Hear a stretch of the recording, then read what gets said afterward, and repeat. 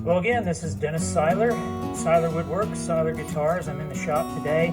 And last time we joined the top. This was a Adirondack spruce top, which has been torrefied for this dreadnaught build that I'm working on right now. And the top joined up very nicely. I cleaned it up just enough to get the glue off of it, make sure that the top was perfectly flat. And today, the next step is going to be putting on the soundhole rosette, routing out for that and setting it in place. So the rosette that the owner of this guitar chose is a herringbone rosette to go along with the herringbone purfling around the outside. So this thing comes pre-bent, saves me a lot of time and trouble. It is wood. It's white wood and dyed black wood, making a nice pattern. You can probably see that herringbone pattern on there. And what I've done is I've very carefully measured the exact place where the sound hole is going to fall on the top. This is absolutely essential. And I've also measured the diameter that I want to go on. I want the inside and outside diameter for this particular rosette. The tool that I'm using today is a circle cutting guide. You can get these in a lot of different places. Stuart McDonald has one that looks just like this. This one was not made by Stuart McDonald. It's machined by another individual, but it's a very accurate machined aluminum and brass tool, which is absolutely invaluable around the shop. I love the way this thing works. I use it a lot.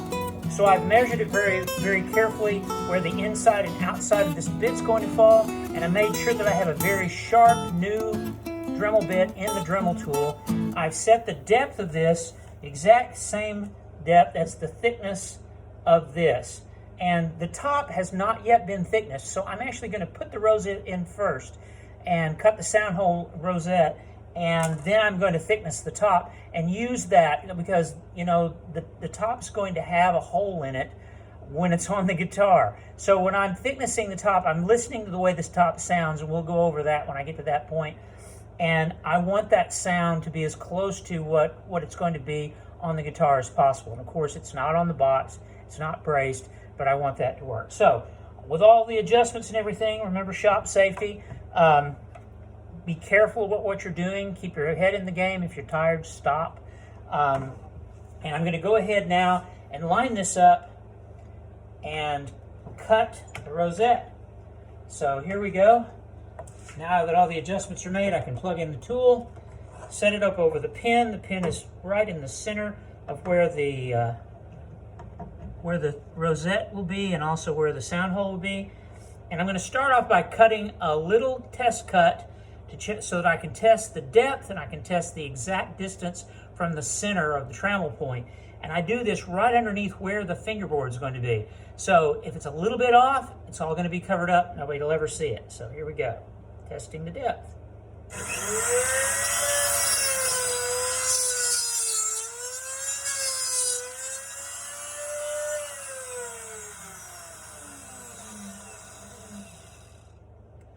Okay. All right, now that's done. I can see that that is right where I want it to be, and it is almost, this bit is almost the same width as my rosette. Now, I don't want it to be the exact same width as my rosette, because that way if there's any movement, if there's any bit of wiggle inside the trammel or anywhere else in this tool, this thing is going to have loose spots around the outer edges. And I want this to be a tight press fit when I put it in, so there are no gaps around the edges. This looks great. It's right where it needs to be. It lines up on the marks that I made. And so I'm going to go ahead and make the first cut around for the sound hole. So line up the pins and off we go.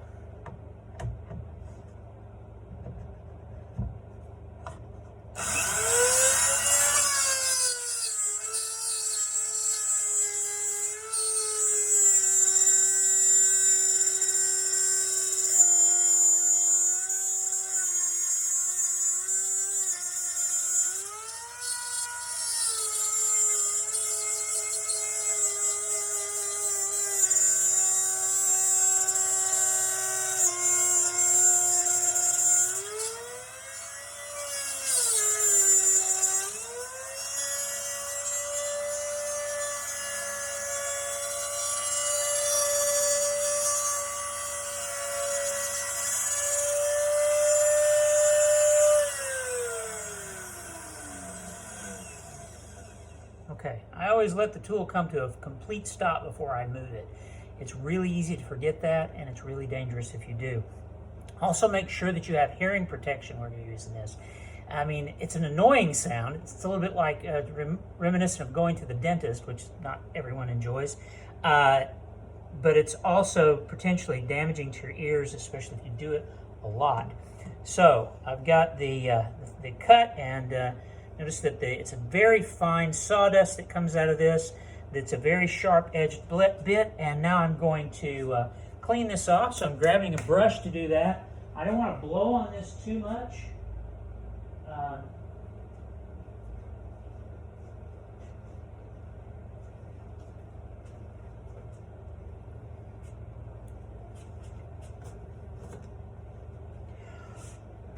going to blow on it a little bit though because my brush isn't handy. Okay. So now I'm going to just sort of line up the rosette, the edge. There's a little bit of herring and tearing on the edge of this spruce. Not bad at all. I noticed that one of the qualities of torrefied spruce is that it's a little bit harder and a little bit more brittle, and it tends not to hair up as much as some of the other spruces that I've worked with before. So I'm going to take a piece of 240 grit sandpaper, just very, very light sandpaper, and I'm going to work it over the top of this, being very careful not to round my edge off there. I do not want that rounded off. I just want to break loose that little bit of fuzz along the edge so that I can better see the depth and make sure that my rosette pocket is good. All right, so that's looking pretty good. Go in here, got a little tool that will kind of raise that up again so that I can pull it off. Right.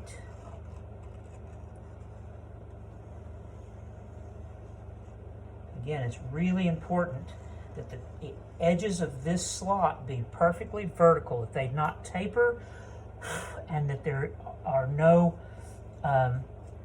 there's no rounding off of the top edge. So when I do run a piece of sandpaper over it, I keep it absolutely flat and do not press it down into that channel any more than I can have to. And again, this is not a thickness top. This top will lose probably 10% of its thickness in the thicknessing process that I'm using to get it to where the sound is just right. Okay. So there we go. That's looking really good. So now I can line this up and see that I've got just a little ways to go to do the outer edge and get that to fall in. It's all going to go right in, I think, when I get the width right. So the next thing I'm going to do is set this in a little bit deeper, just a little bit, and it's a tiny amount.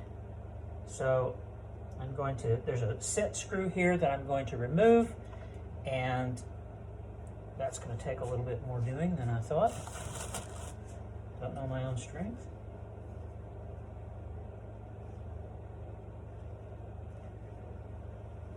Go ahead and unplug this tool while I'm setting the adjustment on it. Best laid plans and all that. Okay, here we go. So I want just a tiny little bit, just a little bit larger. That's all I want. So I'm turning this fine adjustment edge right here, there. Now I'm thinking that is probably going to do it. So I'm going to measure again from this. Just a tad bit more.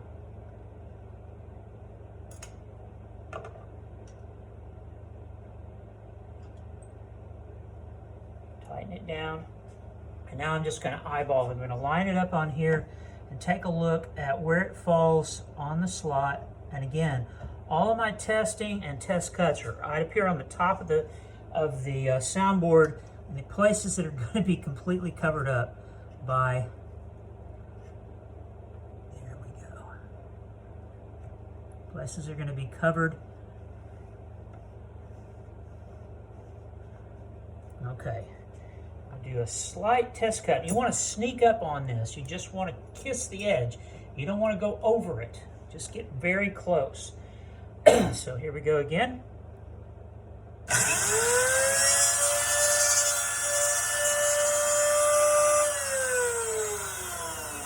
Let the tool stop again. Pull it up. And I'm not going to be embarrassed at all if that's still a little bit shy. Because like I say, I want to sneak up on it. I think we'll go just a tad bit more than that. Sometimes you can use your pencil, make a little mark on the base so that you can tell how far it's moved as you turn it. And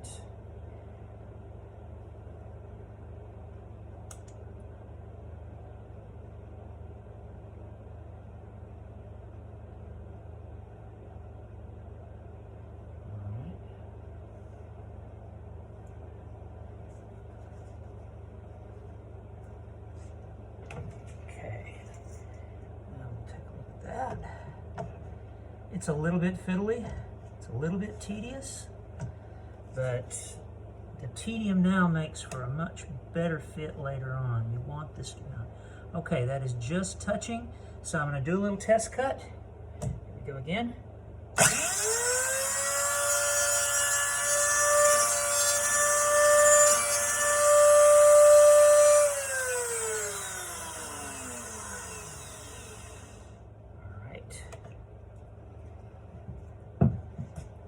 Lucky, this might just drop right in there. It does. It drops in a little too well. So again, I'm looking at it. It's a very, very tiny margin, but it's too much. So this will swell a tiny bit when I glue it in, just because the wood absorbs moisture and swells a bit. But I'm going to go ahead and crank back on that just a bit.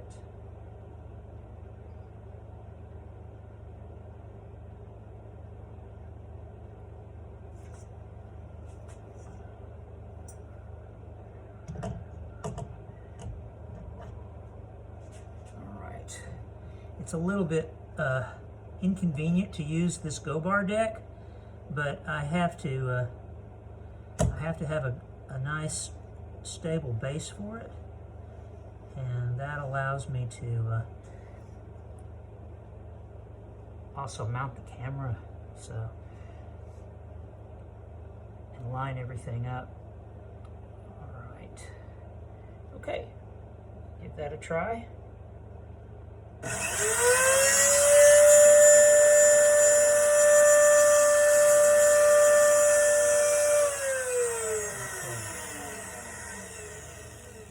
Just touch the edge of the slot, and hopefully that will be enough to get us close. All right, I'm going to go ahead and cut that. I may have to do another round to get it big enough, but it's better to have it too tight than too loose, as carpenters say. You can cut it shorter, but you can't cut it longer. So we can cut it smaller or larger, but we can't cut it smaller. So there we go. So here we go. I'll make the full round this time.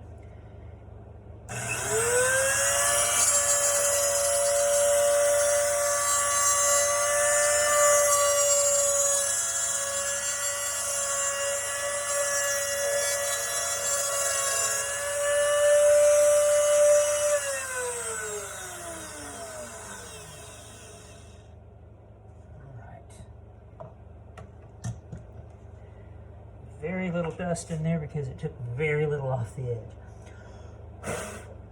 Alright, let's try it. I know it's going to fit up there because I overcut it up there.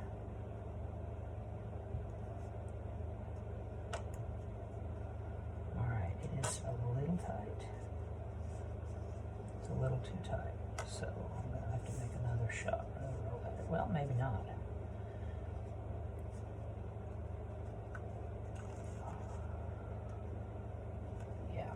It is so close.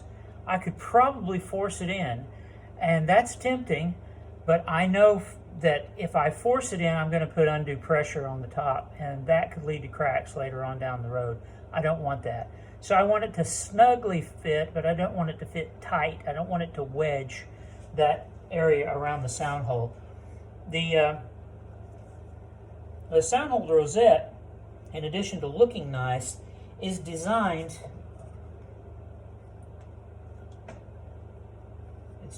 to reinforce and strengthen the top. So obviously we need it there for that purpose as well.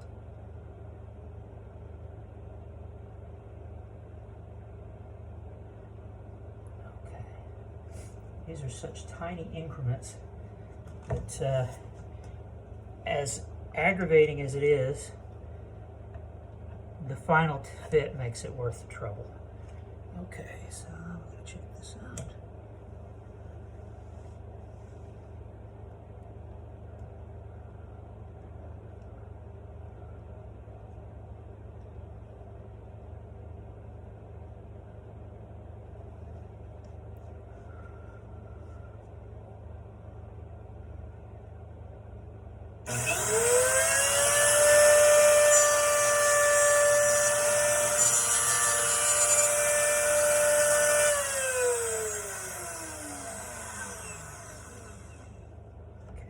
Again.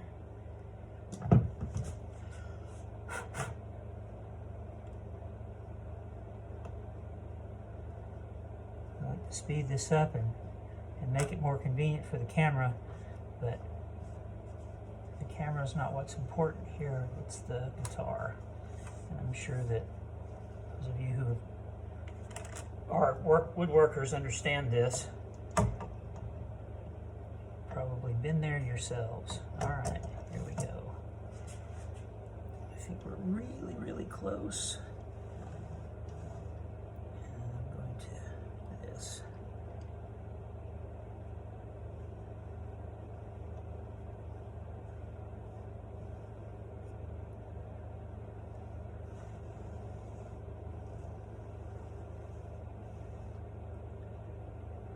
All right, here we go around.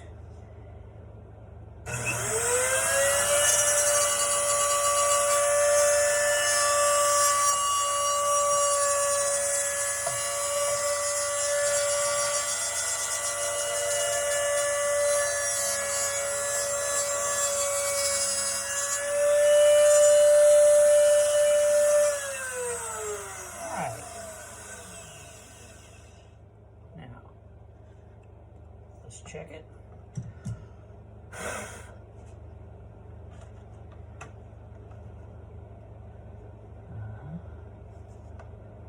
Wow, that's really, really close. You can hear it snapping into place in most places.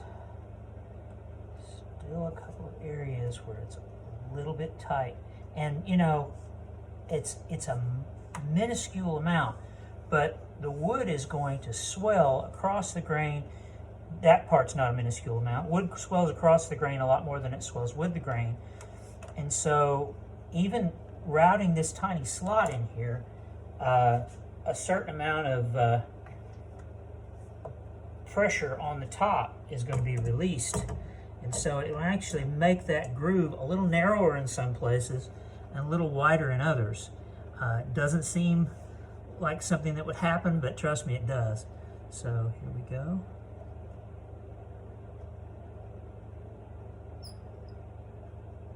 Okay. One more time around.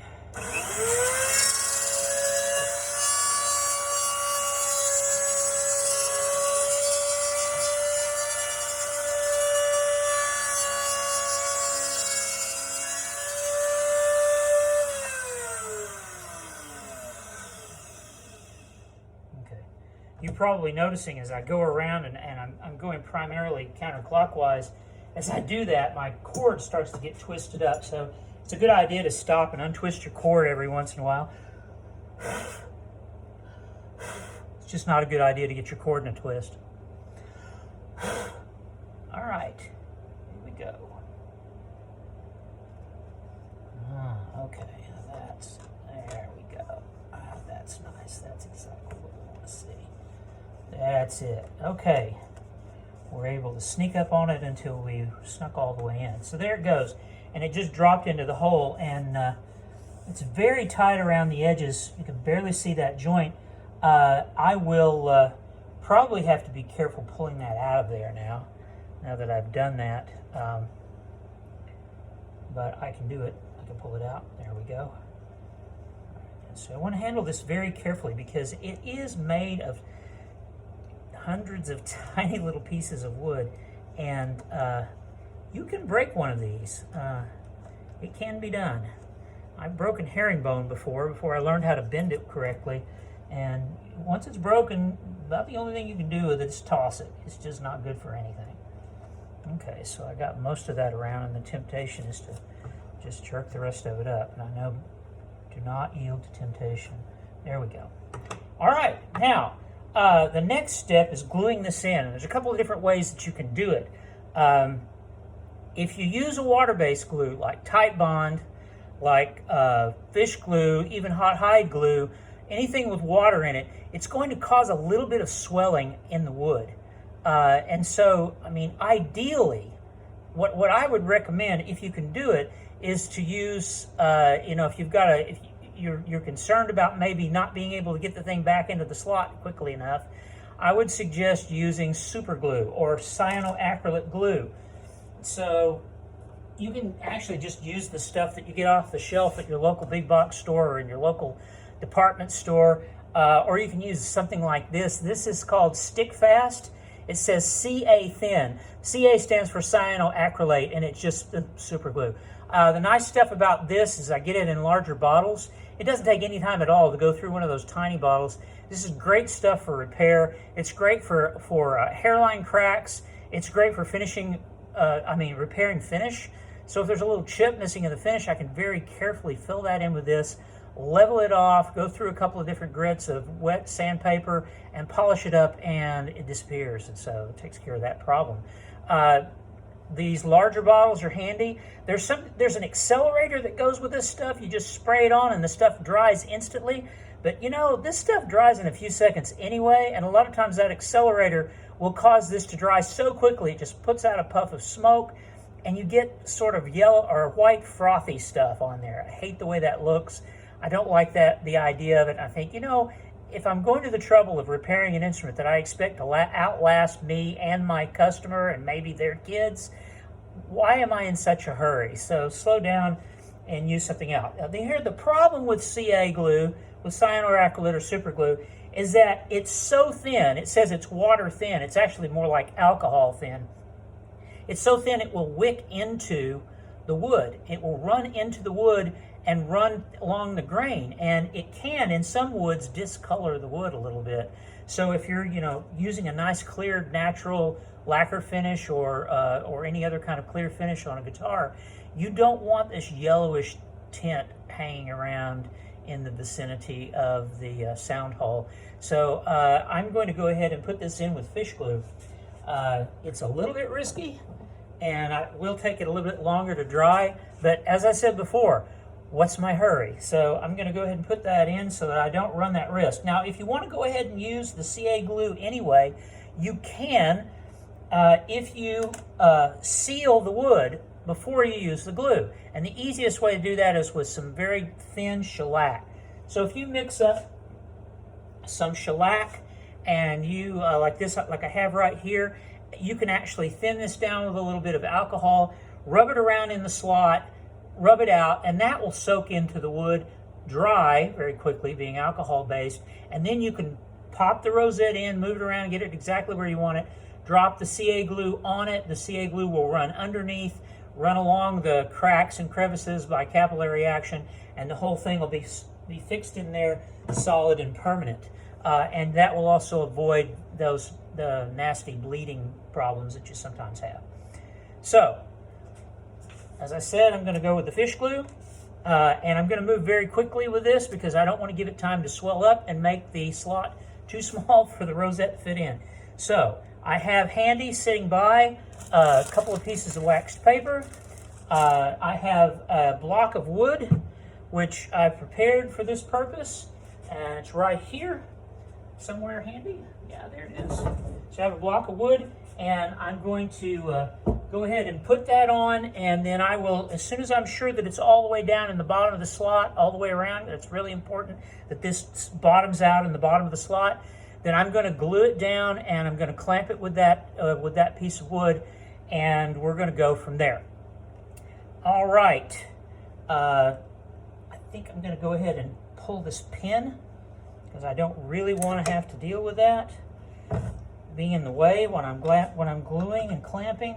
So I'm just going to put that on there. The pin is actually separate from the router base, and it goes right in a hole that I drilled in. It fits very tightly because I don't want it slopping around so tight I don't want to pull it out. Well, I might leave it in there anyway. That's fine. So here we go. I've got my paper ready. I've got my wood ready. All right, everything is set to go. I've got my rosette ready. I'm making sure that I'm putting the right side down. Sometimes these have one side that looks a little better than the other. This one is actually put together with animal glue, hot hide glue, so it'll work really well with a water-based animal glue to put it in. And here we go.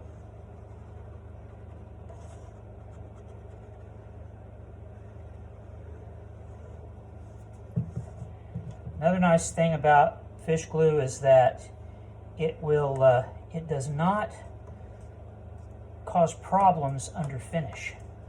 I mean, I'm going to sand it all out anyway, but there are no problems finishing over it. So here we go. It's going right in the slot. It's snapping into place. Now there's a slight gap at the top, which again is going to fall out underneath the fingerboard. Okay, so let's take the back of a pencil or something that is fairly tough but not sharp like a piece of metal, and press this down nice into the bottom. And you know, this fish glue has such good initial tack. The tack is that stickiness. In fact, I'll show you in a minute how tacky this stuff is. I'll get just a little bit of fish glue on my finger and press it together like that. Now, if you do this with super glue, you're going to be very sorry, because it will instantly bond skin to skin.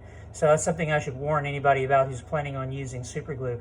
It will bond skin to skin, but you know, tight bond is going to stay liquidy when I do this. Already, is just in the time that I've been sitting here, I've tried to pull that apart, and as you can see, it's already tacked together. And as it dries, it will get even more tacky. It gets harder to pull apart. So I can press this down with this stick, and I can feel this actually bonding in to the bottom of my slot. And I can also see how it's going to fit around the edges, and it fits very well. So I don't think I'm even going to clamp this. It's gluing in and sort of self-clamping. I may clean up a little bit of this. There's only a little squeeze out at the top, but for the most part, this stuff is just already hard. I've got one place there. I'm going to use the edge of my carpenter's pencil because it's rounded. You want to be very careful with this spruce. All guitar top woods are soft. Spruce and all conifers are much softer than the backs and sides, and it's very easy to scratch it, dent it, booger it up in all sorts of different ways you don't want to. In fact, as a guitar player, I like to grow my nails out when I'm finger picking. When I'm working on building guitars, I have to make sure my nails are very short. It doesn't take any time at all to slip and scratch one of these up. All right, so actually that is in place. That is right where it needs to be. It shows no tendency to want to move anywhere. So I am for all intents and purposes done. So I'm going to pick the camera up and give you a little bit of a close-up view. Not of me, but of the guitar. So you can see now this rosette is set in place. Now I will thickness the guitar and a little bit on the top, but most of the thicknessing is going to be on the back side. And then, of course, I will use this same trammel pin to cut the sound hole rosette out. Now, sometimes you might want to put multiple rings around the sound hole. This guitar is going to have a slightly enlarged sound hole, so I'm not going to do the multiple rings. But whatever you want to do, you do everything from this same trammel point if you want circular sound hole rosette. So there we go. There's the sound hole rosette on the Adirondack and Mahogany Dreadnaught. Thank you very much for staying with me, and have a great day.